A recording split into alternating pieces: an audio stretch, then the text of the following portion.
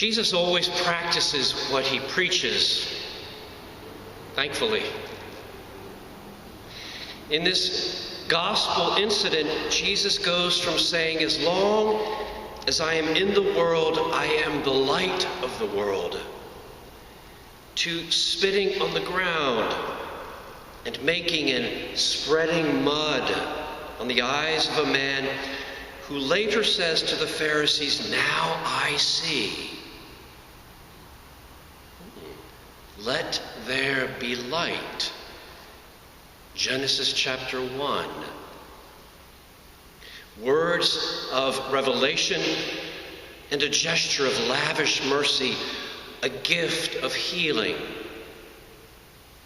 And this beautiful man, in wonder and gratitude, celebrates, standing in stark contrast with the Pharisees, who think they have a corner on the market of religious practice, and who in their cynicism revile this man. This is yet another encounter on our Lenten journey. Lent is always about encounter. Love is always personal. And underlying this amazing encounter is the difficult question of the cause of suffering. Rabbi, who sinned, this man or his parents, that he was born blind? Why the blindness? Why? Why suffering? Why what is happening in our society and world?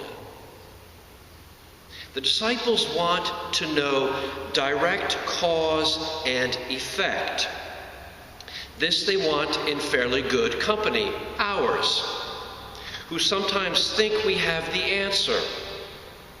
What goes around comes around. You reap what you sow. Good karma, bad karma. Depends on what you and your loved ones, your family have done. How many times have I heard this? I have the blessing of regular visits to an elderly French woman, 94, bedridden Madame Humphrey, who often asks, "What have I done to deserve this?" Jesus responds to such cause and effect thinking, wrong. Please, wrong. There is no direct, necessary cause and effect. Bad things are bad things, but are not necessarily the direct effect of personal bad choices and behavior. Nor are bad things orchestrated by God because he is bored or peeved. We do, of course, believe that a disharmony, a brokenness entered our world way back when the original covenant with God was broken.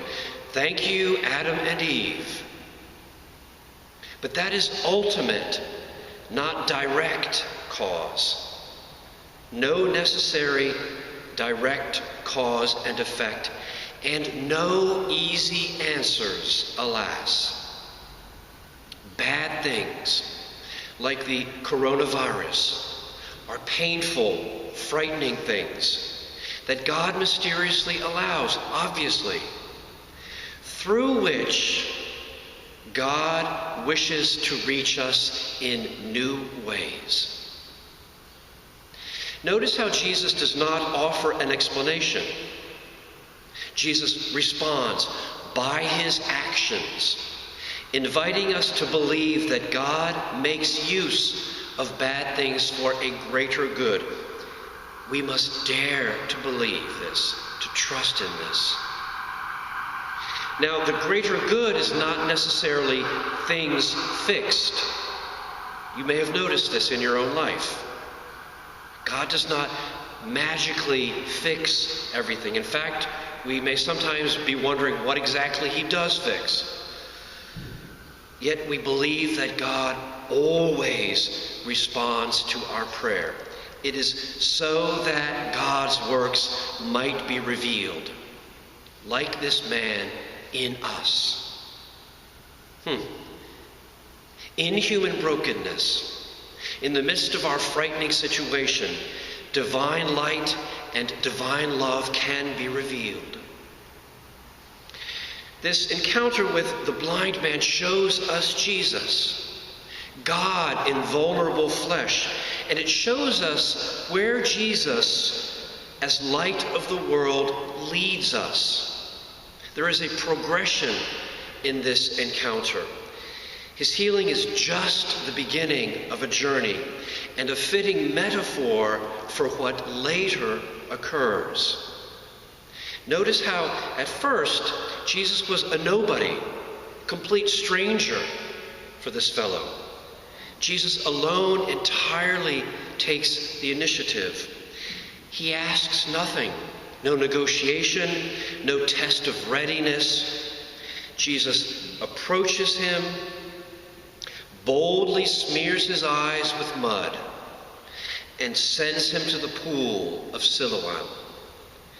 At the pool, suggestive of baptism, the blind man is healed and returns seeing. His healing is a source of controversy. Jesus has supposedly broken the Sabbath rules. The neighbors cynical, the Pharisees accusatory. The Pharisees, the latter, accuse the man and Jesus of being sinners. Instead of rejoicing with this man in his healing, they interrogate and harass him. Then when Jesus learns that the fellow has been expelled from the synagogue for his healing, he finds him and he bestows the gift of faith, which grants spiritual sight, the type of sight to which Jesus ultimately intends and wishes to lead us. The formerly blind man comes to see Jesus. Jesus sees our blindness, and without negotiating or waiting until we feel ready, which may take a very long time, he touches us. He smears smoothing mud on our eyes and ultimately leads us to an interior discovery of who he is. We all have the gift of faith, which enables our minds to touch the mystery of God without seeing the thing, which grants us a mysterious conviction. Lord, I believe. And this conviction from the outside may seem like silly subjectivity, but faith is an incredible gift, which in challenging times can be comforting and uncomfortable for we who all want to see with our own two eyes. Do not be surprised, therefore, that there be times of wondering, of doubt. You have not lost your faith. You are simply experiencing the challenge intrinsic to faith, that of not seeing. Let us continue our faith journey with all the worry that may inhabit us. And as St. Paul tells us in the second reading for this Sunday, the Fourth Sunday of Lent, live as children of light. Jesus, our light, the light of the world, is present. If so, there is quiet but real joy for us in the midst of all this. All we must do is want to believe. To want to believe is already to believe, is already to be in relationship with Jesus. Wait a minute. It can't be that simple. Oh, yes, it can. Amen.